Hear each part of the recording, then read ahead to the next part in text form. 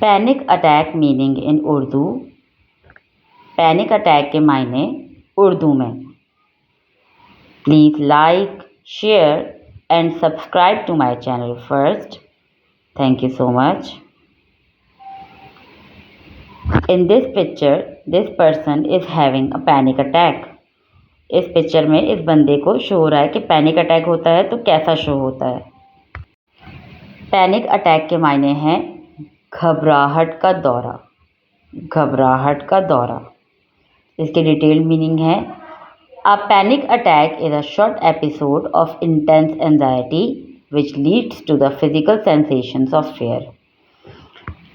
घबराहट का हमला शदीद बेचैनी का एक मुख्तसर वाक़या है जो खौफ के एहसास की तरफ ले जाता है। इसके अगर सिंपल मीनिंग है तो देखे जाएं, घबराहट, खौफ का हमला, डर का हमला, घबराना, मतलब पैनिक अटैक इस तरह के मतलब के इस्तेमाल में होगा और वो इस्म के तौर पे इस्तेमाल होता है। इसका सेंटेंस है When he came, he had another panic attack. जब वो आया तो उसे एक और घबराहट का दौरा पड़ा। जब वो आया उसे एक और घबराहट का दौरा पड़ा। That's how you use it in a sentence. Thank you so much for watching.